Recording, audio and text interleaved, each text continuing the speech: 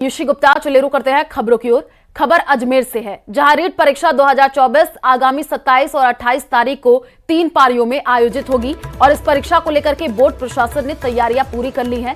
प्रदेश के 41 जिलों में 1731 परीक्षा केंद्र बनाए गए हैं और इस परीक्षा को लेकर के एडमिट कार्ड अपलोड कर दिया गया है, जिसमें तमाम जानकारियां परीक्षार्थियों को दी गई। लेकिन इसके बावजूद भी कई परीक्षार्थियों को समस्या उत्पन्न हुई और कई विद्यार्थियों ने ई मित्र के भरोसे आवेदन ही बॉर्डर तक नहीं पहुंचा। चालान की कॉपी और फीस की रसीद उनके पास है, लेकिन आवेदन जमा नहीं कर पाए और इसे लेकर के कई परीक्षार्थी बोर्ड कार्यालय भी पहुंचे और उन्होंने अपने आप बीती बताई।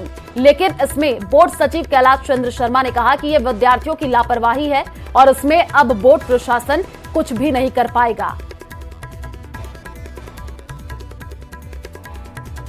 रीट परीक्षा के लिए जो कि 27 फरवरी को 2 पारी में और 28 फरवरी को 1 पारी में आयोजित होने जा रही है, उसके लिए सभी 41 जिलों में 1731 परीक्षा केंद्र बनाए गए हैं।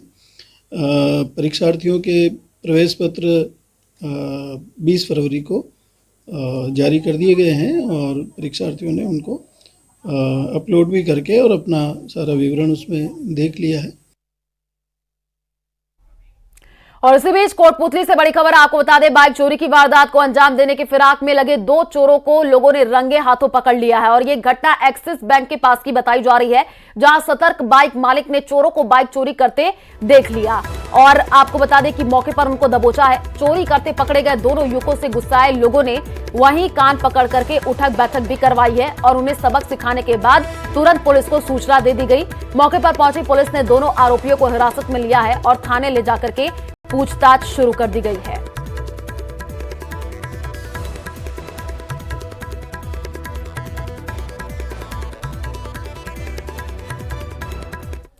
दौसा जिले के सिकराय के राजकीय माडा आश्रम छात्रावास घूमना के सामने पिछले दिनों कुछ अज्ञात लोग घूम रहे थे। वहीं खेतों की रखवाली करने वाले लोगों ने उन्हें देखा तो बाइक छोड़ करके फरार हो गए। लेकिन बीती रात को फिर एक बड़ा मामला सामने आया है। छात्रावास के प्रवेश द्वार पर एक खत लाल टेप से लगा करके अज्ञात लोग चिपका गए, जिस पर लिखकर गए है कि खुदा हाफिज, तुम लोगों ने बहुत गलत किया है। ये सब लिख करके एक खत को प्रवेश द्वार पर लगाया गया है।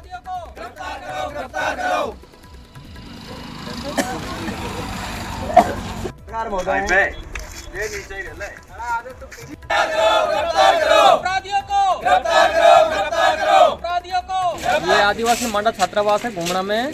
अभी 22 तारीख को कुछ अज्ञात लोग हैं यहाँ पर मोटरसाइकिल लेकर आए थे। जब यहाँ पर तो गायों की रुखाली करते हैं किसान भाई, उन्होंने जब इनको संदिग्ध अवस्था में देखा तो मोटरसाइकिल छोड़कर भाग गए। मोटरसाइकिल से कुछ सामान भी बरामद हुए हैं, कागज भी बरामद हुए हैं, वो हमने पुलिस को सुपुर्द करा दिए हैं।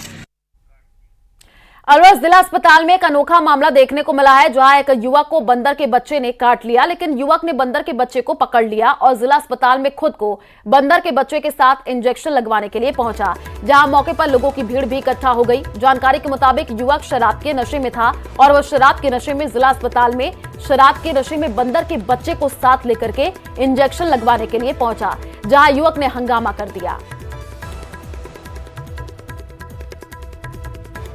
मेरे पास आया था और आ गया, मैं सोया पड़ा था, ये मेरे हाथ में काटा और मेरे पास रुक गया है, उसके बाद गया ही नहीं। कौन सी जगह का मामला है? कंपनी बाप का है। अच्छा, क्या नाम है आपका? मेरा नाम गोलू है। कहाँ रहते हो आप? मैं फुटपाथ पर रहता हूँ। अच्छा, फिर क्या हुआ? फिर ऐसे इसको मैं ले आया भैया। कहाँ काट गया आपके? और कैबिनेट मंत्री जोगाराम पटेल राजस्थान विधानसभा का बजट सत्र, सुनिए क्या कुछ कह रहे। वो तार तो किया ही, कल बैल में खड़े होकर के जिस तरह के स्तरहीन शब्दों का प्रयोग किया माननीय अध्यक्ष जी के संबंध में, जो स्तरहीन शब्द प्रयोग किए गए, उससे पूरी विधानसभा के सम्माननीय सदस्य और आसन का आहत होना निश्चित है।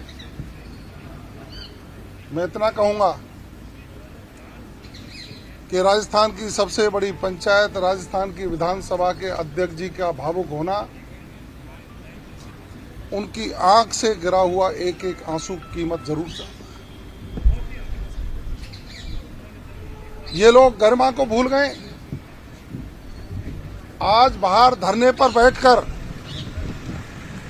जनता को गुमराह करने का कुत्सित प्रयास अपने भाषणों से, क्या जनता जानती नहीं है? जो माननीय पूर्व मुख्यमंत्री अशोक गहलोत जी पूरे सत्र में एक भी दिन अंदर आकर के जनता की बात नहीं कह पाए, वो आज विधानसभा से 500 मीटर की दूरी पर, परिसर से 100 मीटर है, और विधानसभा का जो कक्ष है, जो विधानसभा स्थल है, उससे 500 मीटर की दूरी पर, मात्र 500 मीटर की दूरी पर खड़े होकर के राजस्थान की जनता को गुमराह करने का प्रयास कर रहे हैं। माननीय अशोक गहलोत जी, आप यदि जनता के सच्चे हितैषी हैं तो सदन में एक भी दिन क्यों नहीं आए, जनता की बात क्यों नहीं उठाई? और ये कांग्रेस के लोग यदि जनता के सच्चे हितैषी हैं तो बाहर बैठकर जनता को भ्रमित करने का क्यों प्रयास कर रहे हैं? बजट पर बहस चल रही है, यदि बजट में कुछ खामियां कमियां आपको लगती हैं तो जनता के हित में सदन में अंदर रहकर आप जनता की बात क्यों नहीं उठा रहे हैं? ये सिर्फ अपनी गलती को दबाने के लिए कि कल इनके कांग्रेस के प्रदेश अध्यक्ष माननीय गोविंद सिंह जी डोटासरा साहब ने विधानसभा अध्यक्ष जी के कमरे में बैठकर ये हाँ भरी थी कि मैं अपनी गलती के लिए खेद व्यक्त करूंगा। राजेंद्र पारीक साहब उसके गवाह हैं। आज वो कह रहे हैं कि कोई गीता पे हाथ रख के कह दे, तो आप आत्मचिंतन करिए, मनन करिए। आपके ही दल के वरिष्ठ सदस्य आदरणीय राजेंद्र जी पारीक साहब द्वारा ये प्रस्ताव रखा गया था कि जो गोविंद सिंह जी डोटासरा साहब द्वारा आसन के प्रति गलत व्यवहार किया है, उनकी भावना को आहत किया गया है, उसके लिए वो खेद व्यक्त करेंगे। और मैं कह रहा हूं, मैं स्वयं उस वार्ता में मौजूद था। सदन की स्वस्थ परंपरा के अनुसार दोनों दलों के प्रमुख लोगों ने बैठकर ये तय किया कि हम सदन को शांतिपूर्वक चलाएं और राजस्थान की जनता के हितों में निर्णय लें, और उसके लिए जिसने जो गलती की है उसके लिए वो खेद व्यक्त करे। और डोटासरा जी ने कहा था कि मैं खड़ा होकर के खेद व्यक्त करूंगा, हाँ भर के आए। लेकिन अध्यक्ष जी के कमरे से और विधानसभा के सदन तक आने में किस नेता ने उनको गुमराह किया? ये यक्ष प्रश्न है कि वो कांग्रेस की व्यवस्थाओं को तार तार करने पर कौन नेता लगे हुए हैं। ये उनका अंदरूनी मामला है, उनके दल का मामला है, लेकिन जब कोई बात आएगी तो बाहर जरूर निकलेगी। कांग्रेस जब सत्ता में थी, उनकी सरकार को गिराने के जो षड्यंत्र रचे गए थे, वो अब इनके विधायक दल को भी दो भागों में विभाजित करने की चिंगारी शुरू हो गई है, क्योंकि इनको माननीय जूली जी का नेतृत्व पसंद नहीं आ रहा। नेता प्रतिपक्ष के रूप में उनकी जो परफॉर्मेंस राजस्थान की विधानसभा में इनको रास नहीं आ रही है। सारिका सिंह महिला कांग्रेस की अध्यक्ष बन गई। जातीय समीकरण के आधार पर कुछ और परिवर्तन किए जा सकते हैं, वो भय शायद इनको सता रहा है। तो मैं इतना ही कहूंगा कि इन लोगों को जनता से माफी मांगनी पड़ेगी। जनता के हितों पर कुठाराघात कांग्रेस के लोगों के द्वारा किया गया है। जिस उद्देश्य से किसी सदन में पहुंचाने के लिए किसी सदस्य को चुना जाता है, उस उद्देश्य की पूर्ति न करके थोती राजनीति करने पर उतारू हुए हैं।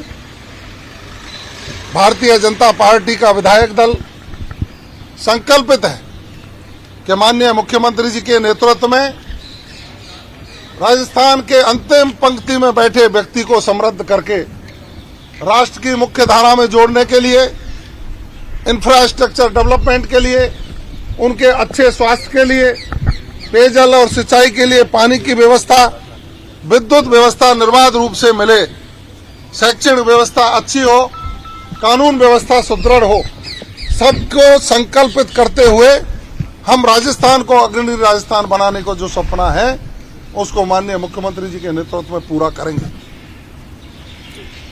जैसे क्या जैसे अभी सीएम साहब की मीटिंग हुई है स्पीकर से उनके भावुक होने के बाद, तो क्या आप सोच रहे हैं कि जो माननीय सदस्य जिन्होंने इस तरह कृत किया है, इस तरह के अमर्यादित भाषा, उनके खिलाफ कोई कार्रवाई की तैयारी हो रही है?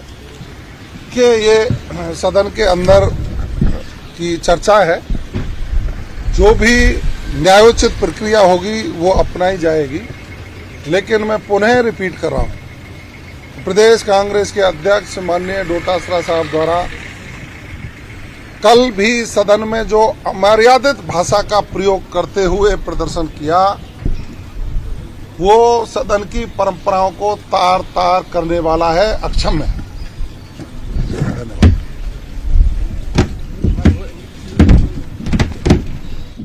तो कांग्रेस नेता अमर्यादित शब्दों का प्रयोग कर रहे हैं, ये कहा गया मंत्री बेढ़म की तरफ से। विधानसभा अध्यक्ष कांग्रेस के नेता के शब्दों से आहत हुए हैं। कांग्रेस के नेता अपनी गलती को छिपाने के लिए ड्रामा कर रहे हैं, मंत्री बेढ़म की तरफ से ये कहा गया है।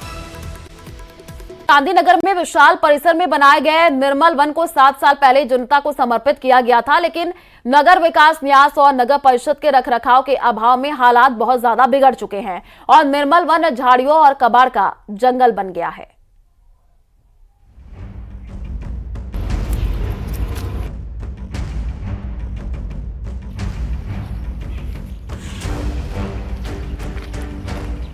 ये है निर्मल वन। नाम पर मत जाइएगा, क्योंकि सुंदरता और सुकून के लिए लाखों रुपए लगाकर बनाए गए निर्मल वन अब झाड़ियों और खंडहर कबाड़ का जंगल बनता हुआ नजर आ रहा। निर्मल वन नशे का अड्डा बन चुका है। शराब की बोतलें और कूड़ों का ढेर जगह जगह आपको मिल जाएगा। जंगल तो है, लेकिन निर्मलता अब खत्म हो चुकी है। 7 साल पूर्व एक विशाल परिसर जिसे निर्मल वन कहा जाता है, उसे लोगों के घूमने के लिए, यहाँ व्यायाम करने के लिए समर्पित किया गया था। करीबन 7 साल का ये जो निर्मल वन है, उसके हालात की बात की जाए तो यहाँ पर करीबन बताया जा रहा है कि शुरुआत में 2 करोड़ और उसके बाद रख रखाव के लिए 1 करोड़, यानी कि 3 करोड़ से अधिक की राशि जो है इस पर वहन कर दी गई है। फिलहाल यहाँ के आज के हालात की बात की जाए तो यहाँ के हालात बद से बदतर हो चुके हैं। करीबन 10 किलोमीटर का ट्रैक में इसको बनाया गया था। वन विभाग और नगर विकास न्यास के बीच 7 साल पहले MOU हुआ था। दुर्ग की तलहटी में स्थित वन विभाग की जमीन पर नगर विकास न्यास ने तकरीबन 2 करोड़ रुपए खर्च कर इसे प्राकृतिक रूप में विकसित किया था। बच्चों के लिए लाखों रुपए खर्च कर झूले भी लगाए गए, लेकिन देखरेख के अभाव में सब कुछ अब वीरान हो चुका है। तंबाकू के जो पदार्थ हैं और नशे की जो सामग्रियां होती है वो यहाँ पर बिखरी पड़ी हुई है। तमाम जगह पर जहां तक नजर जाएगी वहां पर नशे के जो चीजें हैं वही दिखेगी। शराब की बोतलें दिखेगी। कहने को यहाँ पर बहुत सुंदर चीजें बनाई गई, लेकिन UIT, नगर परिषद और फॉरेस्ट विभाग के संयुक्त तत्वाधान में इसका यहाँ पर कोई भी किसी भी तरीके से साफ सफाई और रख रखाव नहीं किया जाता है। ऐसे हालात में यहाँ पर बद से बदतर होते जा रहे हैं यहाँ के हालात। कहने को निर्मल वन है, लेकिन यहाँ पर सब कुछ बिगड़ चुका है। बच्चों के लिए झूले चक्री बनाए गए हैं, लेकिन आज के हालात में बात की जाए तो जो कचरे और झाड़ियों के बीच में झूले हैं जो नकारा साबित हो रहे हैं। विशाल परिसर में बने निर्मल वन में लोगों को स्वास्थ्य लाभ के लिए 10 किलोमीटर को ट्रैक तैयार किया गया था। कुछ समय बाद रखरखाव के लिए इस पर 1 करोड़ से ज्यादा का खर्च भी किया गया, लेकिन अब हालात बद से बदतर हो चुके हैं। दुर्ग उसके तलहटी पे बना हुआ है, तो यहाँ पर नील गायों का आतंक भी मचा हुआ है। कुछ जगह से जो जालियां हैं वो क्षतिग्रस्त होने के बाद से यहाँ पर नील गाय जो है वो यहाँ पर आती है, जिससे यहाँ पर तहस नहस कर दी जाती है उनके द्वारा भी। कुल मिला के बात की जाए तो ये किसी भी काम का नहीं रहा है। खास तौर पर बात की जाए तो यह नगर परिषद, UIT और फॉरेस्ट विभाग की उदासीनता का एक परिचायक साबित हो रहा है। पीयूष मुंडा, न्यूज़ 18 राजस्थान, चित्तौड़गढ़। झुंझुनू के चिड़ावा में वार्ड 40 में सूने मकान से चोर 3 लाख रुपए नगद और करीब 7 लाख रुपए के जेवरात चुरा करके लेकर के गए हैं। चोर घर पर लगे CCTV कैमरों की DVR उखाड़ करके लेके गए हैं। चोरी की सूचना पर पुलिस मौके पर पहुंची है। घटनास्थल का मौके का मुआयना किया जा रहा है। पीड़ित सुमेर मेघवाल ने चिड़ावा पुलिस थाने में मामला दर्ज करवाया है। आपको बता दें कि सुमेर मेघवाल ने मकान में CCTV कैमरे भी लगवा रखे थे। कैमरे डिस्कनेक्ट हो जाने पर पड़ोसी को फोन कर घर को चेक करने के लिए कहा। पड़ोसी जब घर पहुंचा तो मकान के ताले टूटे मिले। चुड़ावा पुलिस ने रिपोर्ट के आधार पर मामले की जांच शुरू कर दी है।